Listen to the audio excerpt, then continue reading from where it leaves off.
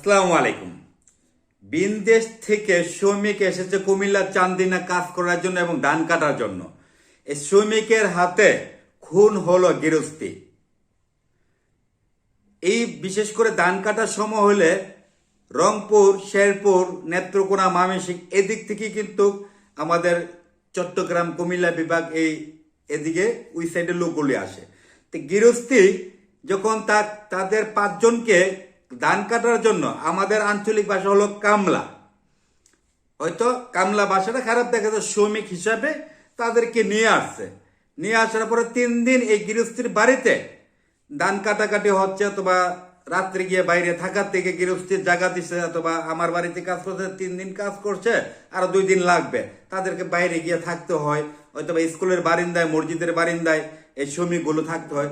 সেই ভদ্রলোকরা এরকম মনে করে তাদেরকে আর বিদায় না করে 3 দিন যখন কাজ করেছে, আর 2 দিন আমার বাড়িতে থেকে 3 দিন থেকেছে, আর 2 দিন থেকে কাজটা শেষ হয়ে যাবে। এই মুহূর্তে কিন্তু যে শ্রমিকগুলো এসেছে, 5 জন শ্রমিক এনেছিল ধান কাটার জন্য, তারা রাত্রেবেলা ঘরের গৃহস্থীকে হত্যা করে গয়নাগাটি নিয়ে পালিয়ে গেছে। বিশ্বাস কাকে করুন? যে যেমন যোগ্য তাদেরকে সেই যোগ্যতা অনুযায়ী রাখতে হয়। তাদের কাজ শেষ, তারা বারিন্দাতে গিয়ে থাকুক, আর স্কুলে থাকুক, আর মাঠে থাকুক, এই মানবতা থেকে বেরিয়ে আসুন। আজকে যে কুমিল্লা চান্দিনা যে ঘটনাটা ঘটেছে, গৃহস্থীকে হত্যা করে গয়নাগাটি নিয়ে এই কামলাগুলো, এখন কামলা বলতে হয়, এই কামলাগুলো পালিয়ে গৃহস্থীকে হত্যা করে গয়নাগাটি নিয়ে পালিয়ে গেছে রাত্রে। আজকে সারা বাংলাদেশ দুনিয়ায় ভাইরাল হয়েছে। আমি আশা করি 68,000 হয়তো আপনার বিদেশ থেকে, জেলা থেকে, অন্য কোনো জেলা থেকে যদি ধান কাটার সময় গৃহস্থী ফসল লওয়ার সময় অন্য জেলার লোকজন আসে, তাদের এত মানবতা দেখার থেকে বিরত রাখুন।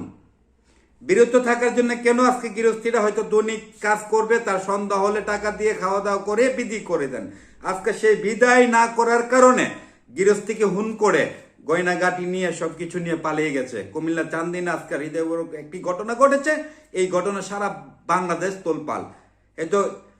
এই যে কামলাগুলোকে কামলা বলতে হয়, হয়তো কেন তাদেরকে টাকা দিয়ে বিদায় করে দিতে পারতো, দৈনিক বিদায় না করে গৃহস্থী মনে করলো কি হয়তো আমার ঘরেতে আবার সকালে তাদেরকে যে কোনো একজন কামলা অথবা শ্রমিক আনতে হবে, আনার পরে আমার ধানগুলো কাটতে হবে, সেই মনে করে কিন্তু ঘরে আশ্রয় দিয়েছিল, জায়গা দিয়েছিল। 3 দিন থাকার পরে আর 2 দিন কাজ করার পরে এই গৃহস্থীর ধান কাটার কাজ সমাধান হয়ে যেত।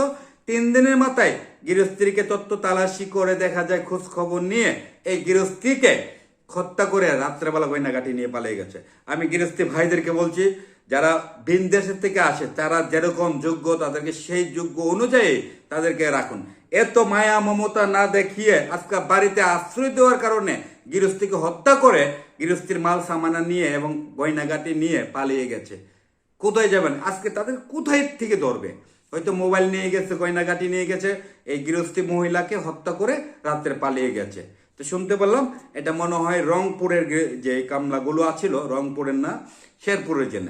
তো ওই এলাকার থেকেই, ওই এলাকার লোকে কুমিল্লা চান্দিনা গৃহস্থীর গড়ে কাজ করতে গিয়েছিলেন, অথবা কুমিল্লা ক্যান্টনমেন্ট থেকে তাদেরকে এনেছিল রোজ হিসাবে হয়তো কাজ থাকার কারণে কিন্তু এই গৃহস্থী ভালো মনে করে, ভালো মানুষ বিদায় তাদেরকে বিদায় করে নাই।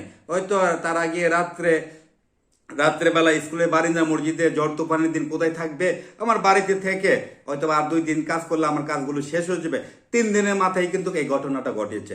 এরকম পূর্বের ইতিহাস, আমি ছোট থাকতে আমার এক দাদি আশ্রয় দিয়েছিল, তারা স্কুলের বারিন্দায়, মসজিদের বারিন্দায় থাকতো। থাকার পরে তাদেরকে খালি করে দেওয়ার পরে রাত্রেবেলা আপনার ল্যাব, তোষক এগুলো নিয়ে পালিয়ে গেছে। তখন থেকে আমি এই যে কামলাগুলোকে বিশ্বাস করতে গিয়ে আমার খুব কষ্ট হয়। আমি সবাইকে বলছি না, অথবা সবাইকে বলছি না যে ওইটা, এই যে ঘটনাটা ঘটিয়েছে, হয়তো মাল সামালা নিয়ে গেছে, ভালো কথা। এই গৃহস্থী মহিলাটাকে, এই যে ভদ্রলোক জায়গা দিয়েছিল, এই মহিলাটাকে মেরে হত্যা করে মালগুলো নিয়ে গেছে। মাল নিয়ে যেত, হয়তো মাল আজকে না হোক কালকে, 2 দিন পর হলো ওনার ছেলে সন্তানটা জোড়াতে পারতো। আজকে কি কাজ করলো? হয়তো মানবতা দেখাতে গিয়ে আজকে এই গৃহস্থীকে হত্যা করে এই কামনারা পালিয়ে গেছে। আমি আশা করি যদি কেউ চিনে থাকেন, হয়তো বা যে কুমিল্লা চান্দিনা ঘটনাটা ঘটেছে, হয়তো পুলিশ তদন্ত করতেছেন, অথবা মোবাইল নাম্বার টেক করে হয়তো বা ধরার সম্ভাবনা অথবা থাকবে, আশা করি 2 দিন আগে আর পরে ধরা পড়বে। সবাই যার যার অবস্থান থেকে সতর্ক থাকবেন এবং ভিডিওটা শেয়ার করে যারা গৃহস্থী আছেন, গৃহস্থী ভাইয়েরা যারা আছেন, এই কামলাদেরকে কামলার মতনই থাকতে দেন এবং তাদেরকে তো মানবতা দেখাবার কোনো প্রয়োজন নেই। আজকে মানবতা দেখিয়ে একটি গৃহস্থীকে হত্যা করে স্বর্ণ অলংকার নিয়ে পালিয়ে গেছে। সবাই ভালো থাকবেন। আমি কাজী মুখলেস বিদায় নিলাম। আসসালামু আলাইকুম।